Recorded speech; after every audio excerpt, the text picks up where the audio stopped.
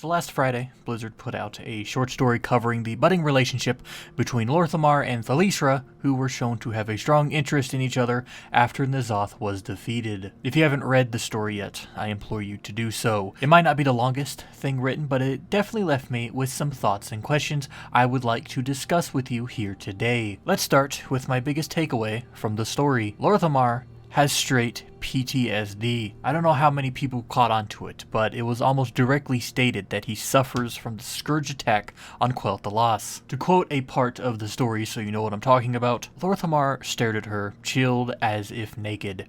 Behind the walls of Silvermoon, he felt at home and safe, but also unseen, as if the city could swallow him up and make him invisible to the ghouls that haunted his dreams and his waking hours. But here, he found no such walls to protect him, to hide him.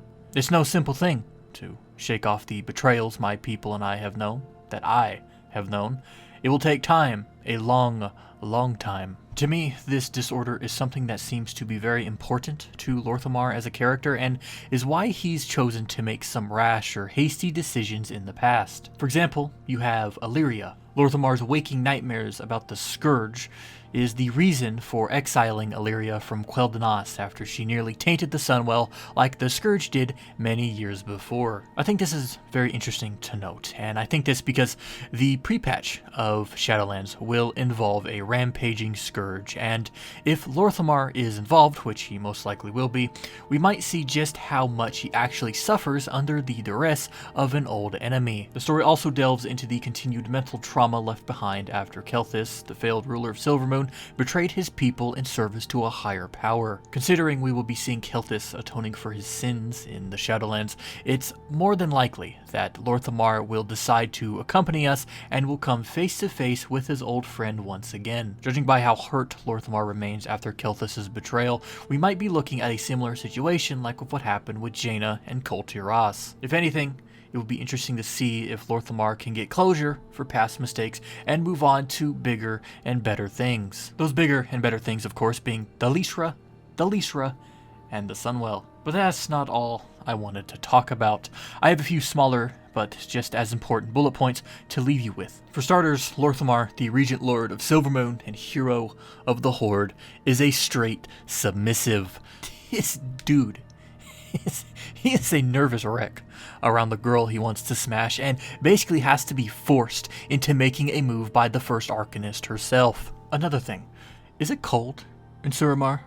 Better question, has it always been cold in Suramar? In the story, they make it out like Suramar is a very chilly place, which in Legion, it really didn't have that feel or vibe to the zone. However, I looked into this, and the best conclusion I could come up with is that magic and mana is an adherently cold and bitter substance. So does that mean, since the city has been under a bubble for 10,000 or so years, does that mean the climate is just completely obliterated? Does that mean it's just very unnaturally cold in Suramar just all the time? Or do you think it could have anything to do with the opening of the veil between life and death? Or am I just thinking too much into this and it's simply season related, or it's just cold? Probably.